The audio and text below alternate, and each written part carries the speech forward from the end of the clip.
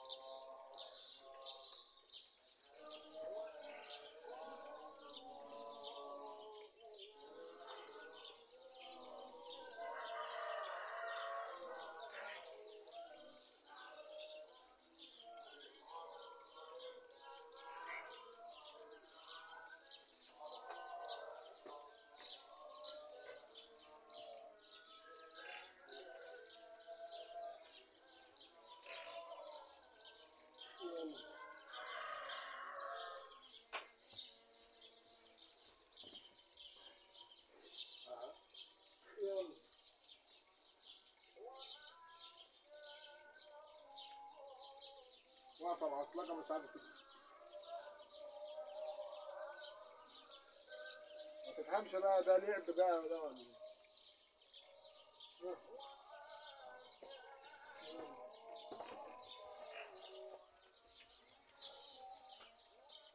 عطشانة اشرب.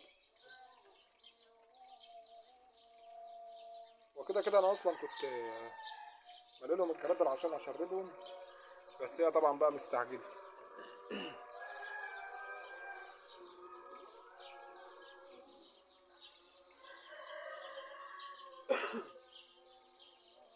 هوريكم دلوقتي طبعا اللي حصل بالظبط، بس الحمد لله ان ربنا ستر الحمد لله. وسبحان الله يمكن عشان المكان مش متعرش كويس، ولذلك تلاقي بعض الحاجات يعني ايه مفتحة وممكن يقع على حاجة، بس هو ما جاتش الا حاجات خفيفة كده على الكدن وخلاص الحمد لله.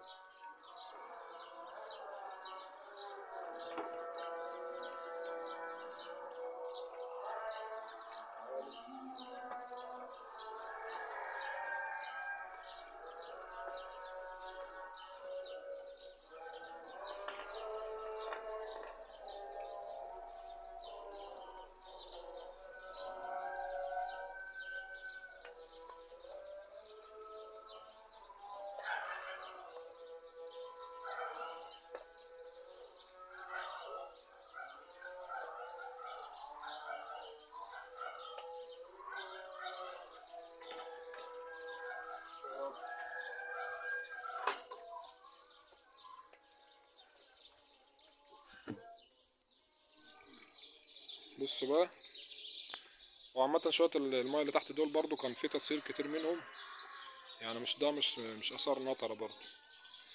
اللي جه هنا بقعتين خفاف هنا كده في الحتة دي كده اهم، ده هم غامقين اهم عن البتاع، حاجة بسيطة خالص اهي ماشي.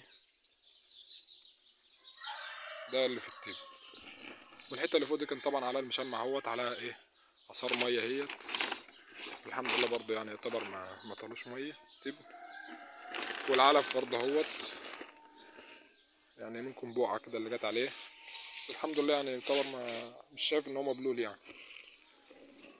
ولو في حاجة بسيطة برضه يعني ايه الحمد لله برضه على اللي ربنا عمله، ان هو برضه ايه مش هتهدر حاجات كتير يعني، ربنا سترها الحمد لله، ليه حاجات خفيفة الحمد لله بفضل ونعمة من عند ربنا. وطبعا الحتة دي بقى اللي جه عليها اهيت، بس طبعا التبن ده ايه ده انا راكنه ورامي وكده، مش اللي هو بتاع اكل، ده اللي جه على ميه اهو الحمد لله. شوف سبحان الله، هي هنا اهي ودي التبن اهو، والميه اغلبيتها جت هنا، لان شوف زي ما انتم شايفين حته هنا مفتوحه جامد، وهنا يعني متقفله شويه اللي فوق التبن، فده سبحان الله ربنا اللي عمل الحمد لله. هروح بقى نملى الجردل التاني دهوت، قلت له مفيش شويه ميه عشان نشرب التانية، ويبقى احتياطي برضه لو ما شربتش يبقى احتياط.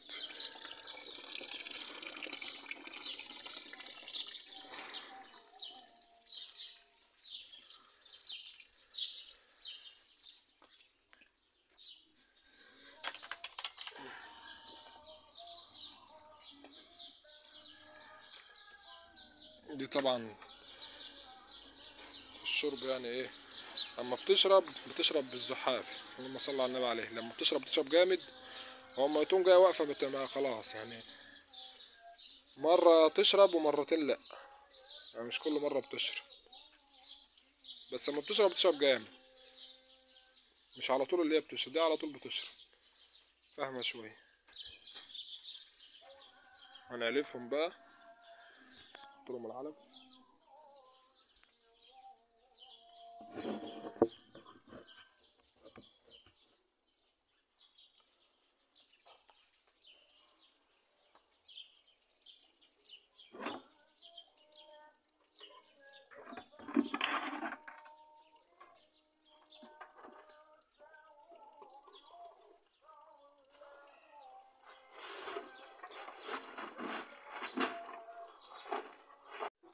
دي طبعا ديت اللي هي بتتلحم، انا بعمل لها مقدار 2 كيلو، الجالون دوت جالون البلاستيك دوت بياخد مقدار 2 كيلو علف اهو، و2 وحاجه بسيطه خالص، بس هو يعتبر انا مقدره بوزنه، عامل حوالي 2 كيلو، بديها العلفه 2 كيلو من دي ماشي، وحوالي نص كده برضو رد عليه، بحيث ان هي ايه تستطعم كده.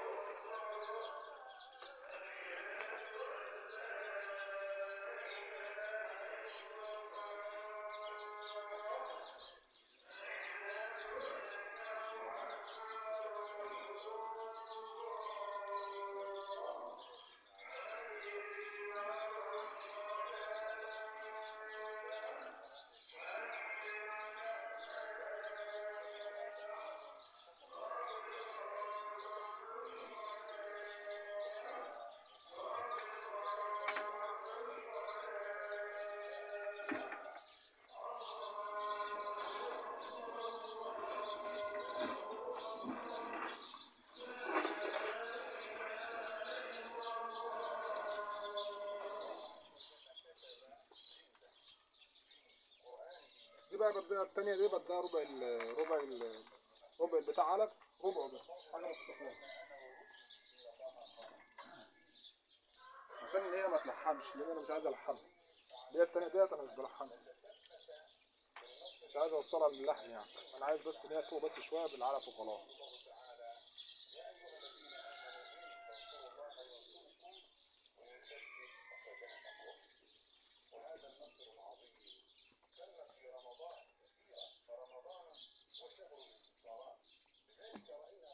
اهوت جيب لها الخلطة اللي انا عاملها طبعا بقى، اللي انا كنت عاملها دي،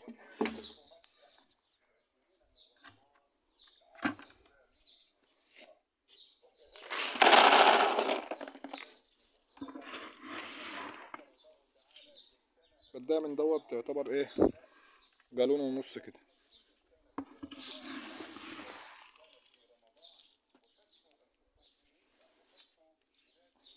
بس اهو.